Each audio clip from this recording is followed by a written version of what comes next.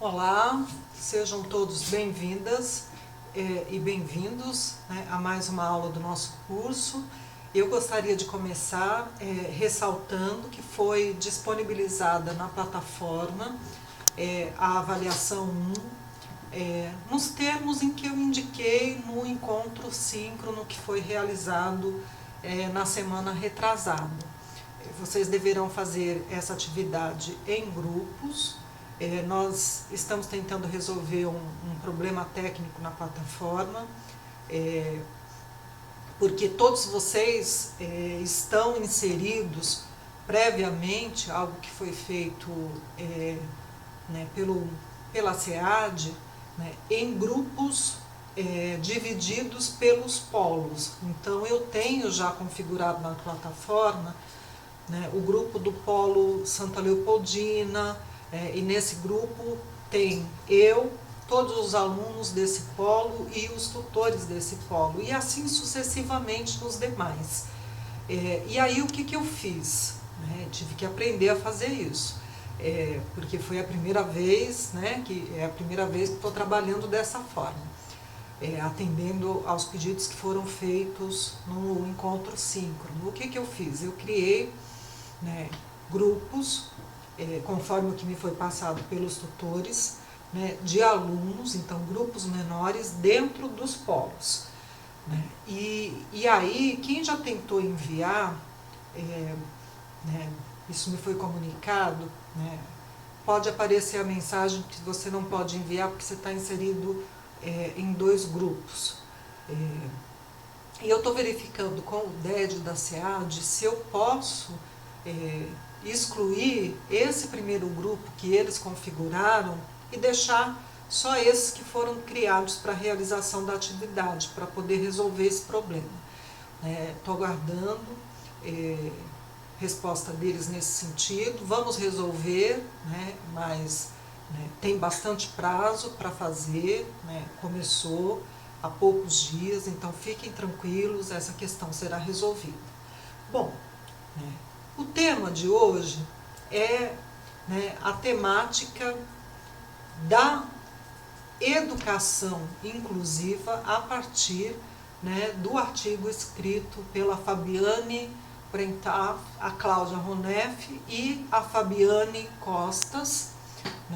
É um artigo que versa sobre uma análise mais detida, mais minuciosa, acerca das interpretações sobre educação inclusiva e educação especial que advém das traduções e das interpretações da Declaração de Salamanca no Brasil.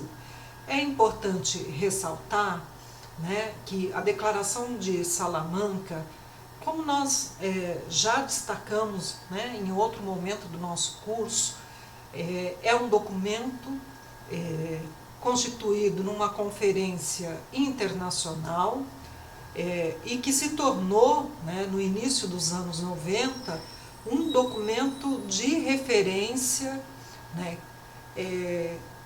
a partir de 94, um documento de referência para a elaboração nos diferentes países de políticas públicas de educação inclusiva. Então, nós temos no Brasil uma primeira tradução dessa declaração, disponível em 1994, e temos uma segunda tradução que aí é uma reedição, então há alterações significativas em 1997. E é essa segunda tradução que está disponível no site do Ministério da Educação. Essas três pesquisadoras, elas fizeram uma leitura e uma análise minuciosa desses documentos, para problematizar algo que é maior de importância. Problematizar como é que a educação inclusiva, que é um conceito mais amplo, foi restringida no Brasil à educação especial.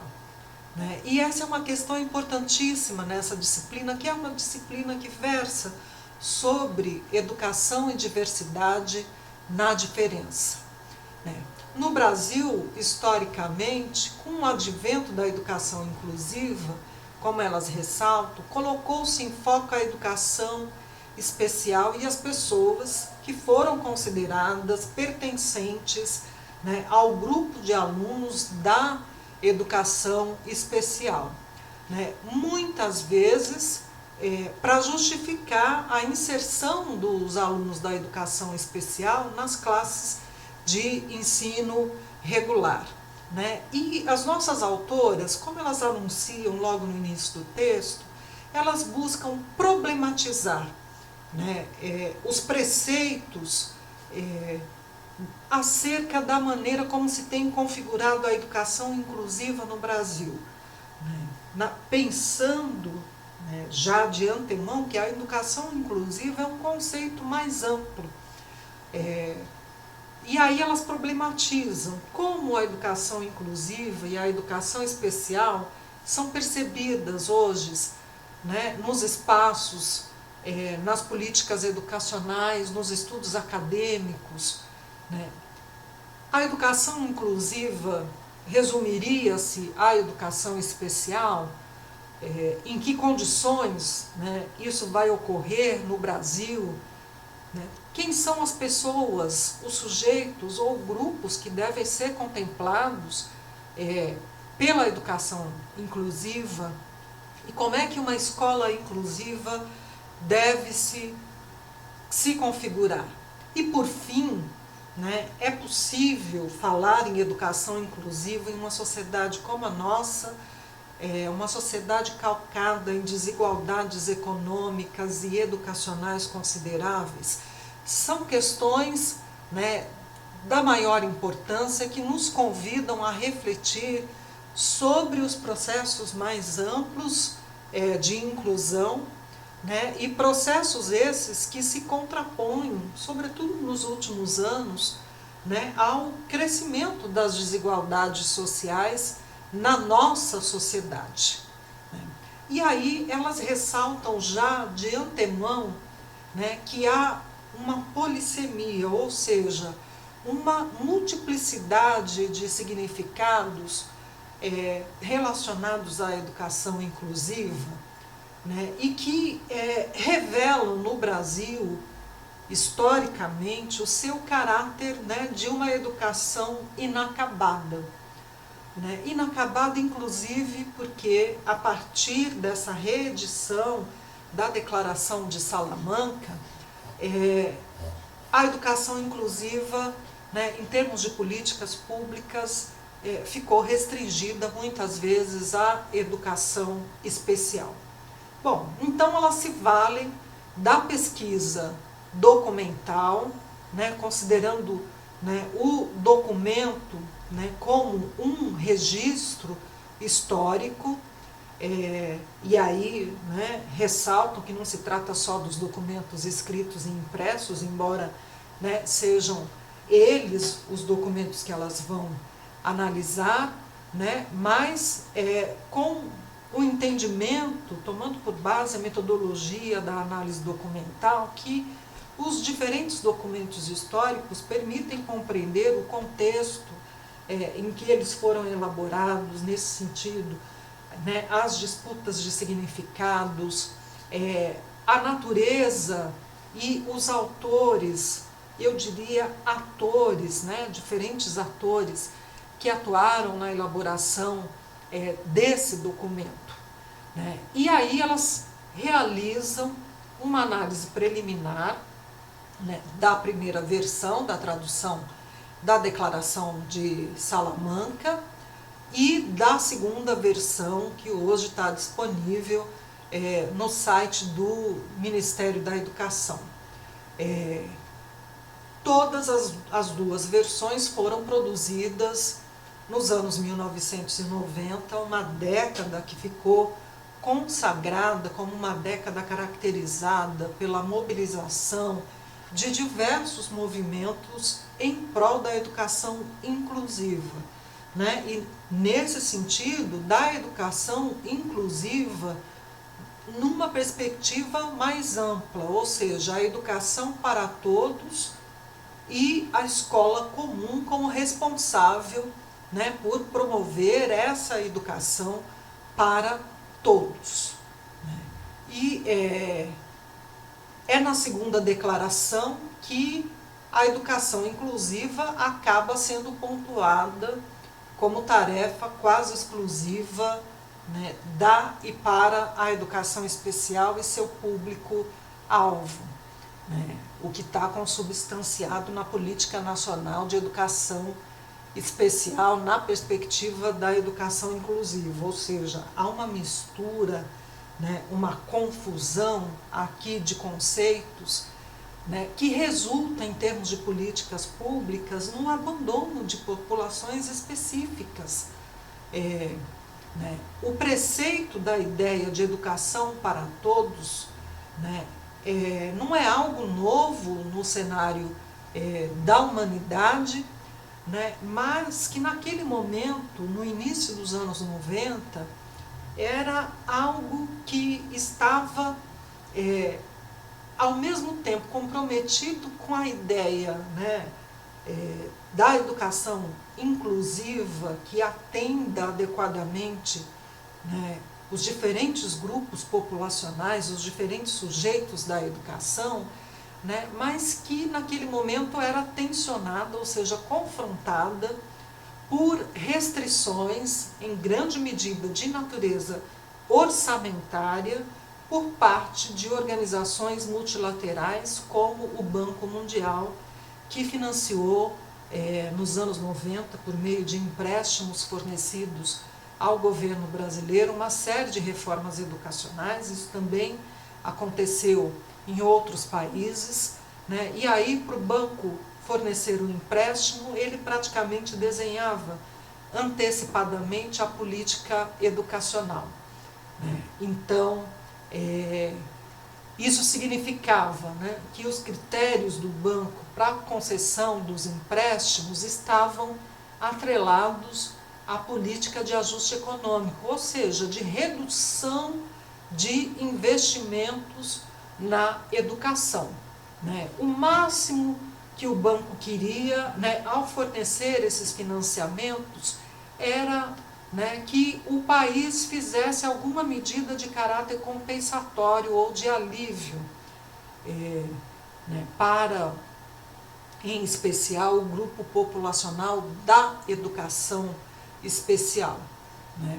Mas as desigualdades históricas, né, constituídas no Brasil, reproduzidas ao longo do tempo, elas ficavam ao largo, né, desse tipo de propositura, né, inclusive porque o branco considerava apenas o ensino fundamental, né, como um ensino que deveria ser universalizado pelo governo, né, o que de fato foi contemplado em política pública, né, por exemplo, a política de financiamento da educação, né, que significou a criação, em 1996, do Fundo de Financiamento do Ensino Fundamental, né, por meio da Emenda Constitucional 14 de 96, que tornava obrigatório para o financiamento estatal apenas o ensino fundamental. Então, é nesse contexto que o ideário de uma educação para todos foi restringido, né, já de antemão, por parte, né, de quem financiava as políticas educacionais, o Banco Mundial, que se pautava pela relação do custo-benefício, né, e nesse sentido, né, reduzia os custos, tanto em termos de recursos financeiros, quanto em termos, né, da formação de professores. É nesse cenário, né, que a ideia de educação para todos, né, acabou sendo restringida, a linha de ação sobre necessidades educativas especiais, né? E aí, né, tendo como foco alunos com deficiências quase que exclusivamente, né? Enquanto que a ideia de educação para todos contemplava, né, o atendimento pleno de necessidades educacionais de todos os sujeitos, né, de todos os grupos, né? Significava que nessas condições estariam contemplados, né, todo o alunado historicamente prejudicado no Brasil, né? E nesse sentido, né, se tem no ideário da educação para todos, da educação inclusiva, né, a valorização da diversidade, né, o reconhecimento de que a inclusão tem que ser das diferentes pessoas, né, como pessoas com deficiência, quilombolas, indígenas, camponeses, negros, crianças que são trabalhadoras e nas mais diversas políticas públicas que são interrelacionadas, saúde, educação, com habitação,